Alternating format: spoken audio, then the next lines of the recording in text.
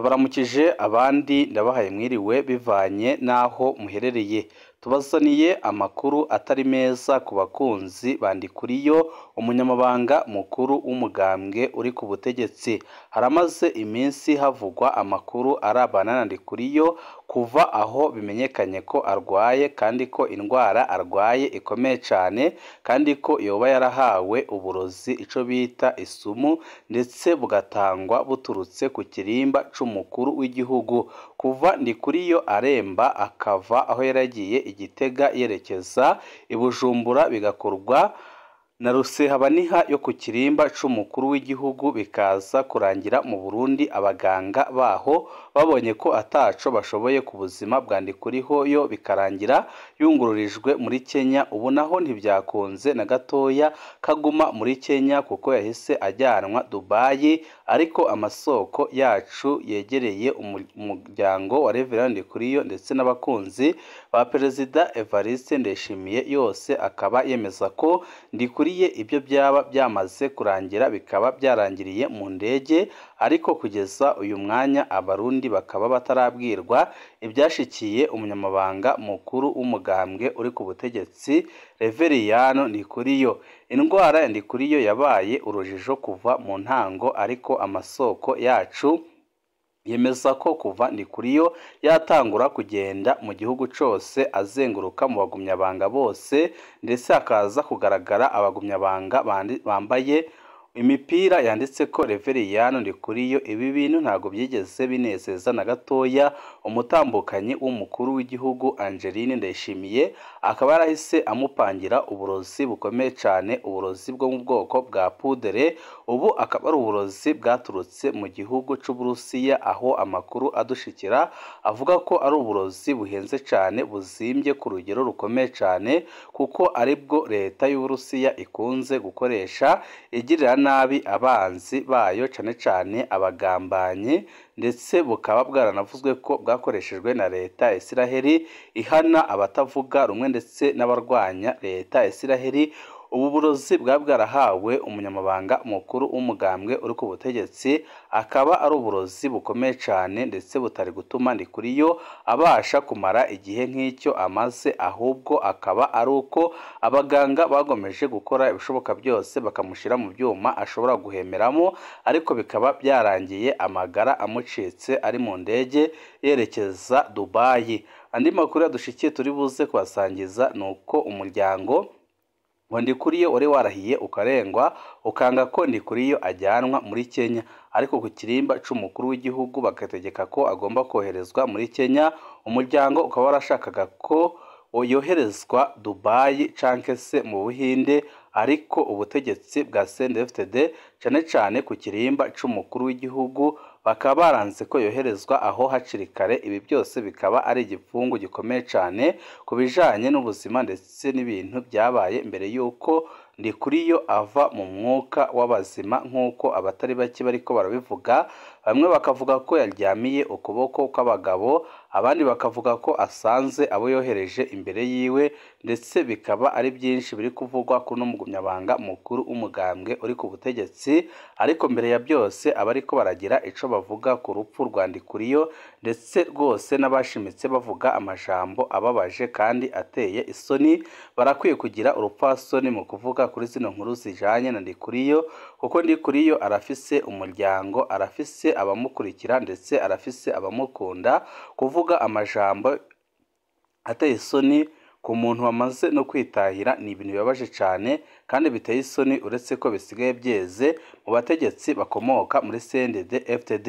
Ni byinshi tugira ngo tubashikirize kuri no muyoboro wa YouTube Shiramatsiko TV, udushikiriza inkuru n'ibiganiro utaronka ahandi. Wowe c'ubusabwa nta kindi no gupyonda kuri sabone, kugira ngo uko dushizeho amakuru n'ibiganiro bene nk'ibi ujye uba uwa mbere mu gushikirwa nabyo. Reverend Ndikuriyo umunyamabanga mukuru w'umugambwe CNDD-FDD nyuma yo kuremba ndetse akoherezwa kuvurizwa Dubai, amakuru adushikira aremeza ko amagara yiwe atifashe neza habe na gatoya, ndetse andi masoko akemeza ko yacikaniye mu ndege. Amakuru yacanacanye ko amenyesha ko Reverend Ndikuriyo yamaze gutora mitende agiye kubandanya afata imiti ari i Burundi. Siyo habe namba, kuko Ndikuriyo ubu tuvugana ibyo byaba byamaze guhera, uretse ko abadede batari gushaka kubishira ahabona. Reverend Ndikuriyo agwaye byose byavuye kuki? Niki cyoba kihishe inyuma y'urupfu rwa Ndikuriyo? Hari uwagize ati kirazira kurunguruka umwamikazi nejo bundi, ntihaze hagire uwuhirahira ngo arunguruke umwamikazi. Imbere yo kurangiza ikiringo ciwe cyo kuba umunyamabanga mukuru w'umugambwe CNDD-FDD, Reverend Ndikuriyo yaramaze iminsi itari mike aboneka mu ntara zitandukanye mu makoraniro n'abanywanyi bayo mu mugambwe, aho ndetse bari basigaye bambara imipira yanditse ko Reverend Ndikuriyo, ibishobora kuba bitaranezereje na gato umwamikazi w'u Burundi. Amakuru adushikira aremeza ko ibi bintu Ndikuriyo yakoze ndetse n'ibi yaramaze iminsi akora mbere y'uko ikiringo ciwe kirangira bitigeze binezeza na gatoya umutambukanyi w'umukuru w'igihugu. Ibi byose bikaba byaratumye rwose Ndayishimiye ashavura cyane umutambukanyi wiwe, agahita ategura ikintu gikomeye cyane kandi giteye ubwoba cyabaye ndetse cyababaje abatari bakeya, naho abenshi baryohewe n'urupfu rwa Ndikuriyo, ariko nta muntu muzima wagakwiye kuryoherwa n'urupfu rwa mugenzi we, kuko uyu umugenzi wawe acikanye nawe ejo aba ari wowe, ahubwo ikiba gisigaye ni ukumwereka Imana, kuko Imana ariyo ica urubanza rwa nyuma, kuko ushobora gusanga Ndikuriyo rwose Imana yamaze no kumwakira, ariko we ukagumya uvuga amajambo ababaje kandi ateye isoni, cyane amajambo akomeretsa abaryango biwe. Munsi wa gatanu ku igenekerezo rya 24 ukwezi kwa mbere 2025 niho Reverend Ndikuriyo yafatwa ahema nabi abira akuya abaganga b'i Burundi babona ko ataco bamufasha, acayurizwa indege muri iryo joro nyine yerekezwa mu gihugu ca Kenya i Nairobi mu bitaro bya kaminuza byitwa Aga Khan. Amasoko yacu ari i Nairobi atumenyesha yuko kuva Reverend Ndikuriyo yurizwa indege gushika uno mwanya turiko turabashikiriza ino nkuru, rwose ibintu byaba byamaze kurangira, ndetse ibintu byaba byamaze kugera ahantu habi cyane, ku buryo hari abamaze kwemeza ko Ndikuriyo ubuzima bwe bwamuhirangiriye mu ndege, naho abategetsi batashimye guhita babitangaza. Kumbure iyo atanyarukanwa mu gihugu ca Kenya twari kubwirwa ko umutima we wahagaze nka nyakwigendera Petero Nkurunziza. Benshi bakavuga ko ikishe Nkurunziza aricyo kishe Ndikuriyo uyu munsi. Abadedese koko ibyabo biriko birajya he? Nta murundi canke umunyamahanga yemerewe kwinjira aho Reverend Ndikuriyo yararwariye, nta numwe wigeze wemererwa kuhinjira, yaba ubusanzwe aserukira Uburundi mu gihugu ca Nairobi, yaba abarundi basanzwe baba muri ico gisagara, nta numwe yemerewe kwinjira mu cumba kirwariyemwo Reverend Ndikuriyo, ndetse n'abamuherekeje bose baswe amatelefoni ngendanwa. Ku munsi w'ejo ku igerekerezo rya 29 ukwezi kwa mbere 2025 umunyamabanga mukuru w'umugambwe CFD Reverend Ndikuriyo akaba yarugururijwe ku bitaro byo mu gisagara ca Dubai mu gihugu ca Emirate Arabia Saudite mu Barabu. Kuva ava i Burundi gushika ino saha akaba atarongera kuva muri koma. Amasoko yegereye uyu mwubaha ukomeye cyane mu Burundi akaba yemeza ko yoba yamaze gucikana. Uko byabemeze kose nta numwe twokwifuriza kugwara. Tubandanije kuremesha umuryango wiwe w'amaraso kuri bino bihe bitoroshe uriko uracamwo. Tumwifurije kuba yaruhukira mu mahoro, kuko biraboneka neza ko indwara yo ikomeye cyane, kandi biraboneka neza ko agiye nabi cyane, ahemukiwe n'abo basangiye urugamba.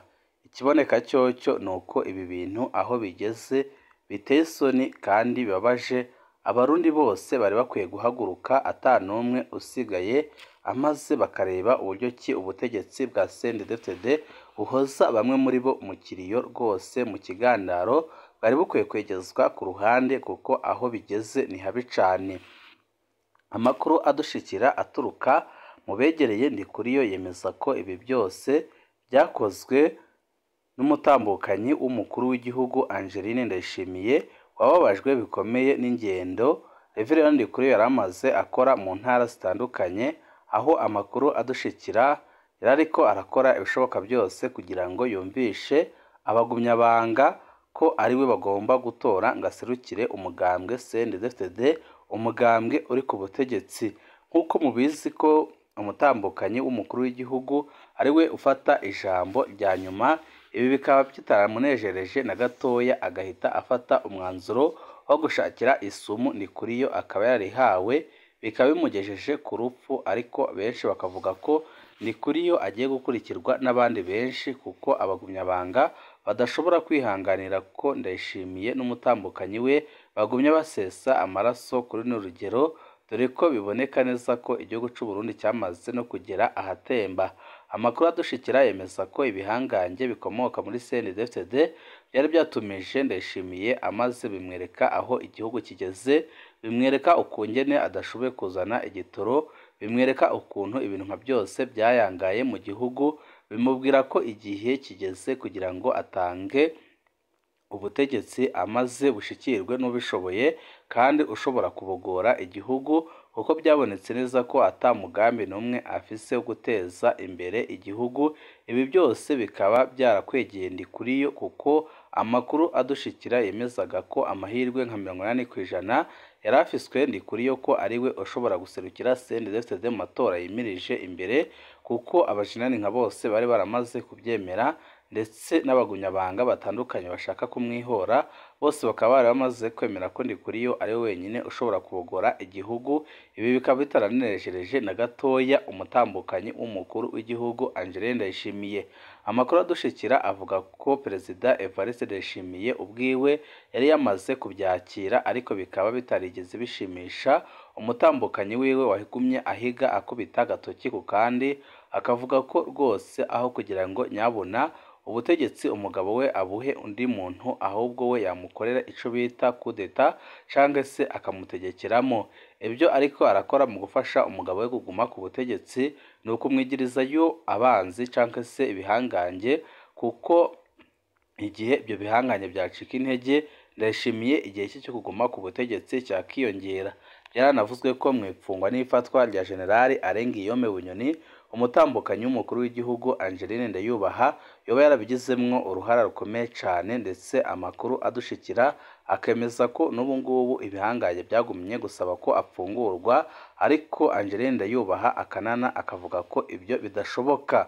Ibyo byose bikaba ari ibibazo bikomeye cyane biri muri CNDD-FDD, ndetse bishobora gusiga bisambuye igihugu ku rugero rukomeye cyane, dore ko abagumyabanga bari mu mihingo itandukanye y'igihugu bamaze kurahira bakarengwa ko Ndikuriyo araramuka apfuye Ndayishimiye aramukurikira. Baravuga ko badashobora kwihanganira ko Ndayishimiye agumya atwara abantu babo kandi bakoreye umugambwe by'akarorero, bityo bakamwagiriza ko intumbero afise atayindi uretse gusambura umugambwe n'igihugu muri rusange, dore ko benshi bemeza ko aho igihugu kigeze uyu munsi ari habi cyane, ndetse bakashimika bavuga ko igihe Nkurunziza arakira umukuru w'igihugu naho mu gihugu habaye ingorane zikomeye akanafatirwa ibihano, ariko ko ubutunzi bw'igihugu butigeze bugera ahatemba nk'aho bugeze ku butegetsi bwa Perezida Evariste Ndayishimiye, kuko Ndayishimiye ifaranga abonye ryagakwiye guteza imbere igihugu ahita arishira mu migambi yiwe, ibikomeje guteza inyuma igihugu cy'u Burundi ku rugero rukomeye cyane. Mu kandi kanya kari buze n'andi makuru ahambaye cyane, aho tuza kubaha idonido ku bijanye n'urupfu rwa Ndikuriyo, ndetse tukaza no kubabwira kuri byinshi biri kuvugwa, dore ko ubutegetsi butarashima kubitangariza abarundi. Ibihe byiza nibyo ndabipfurije.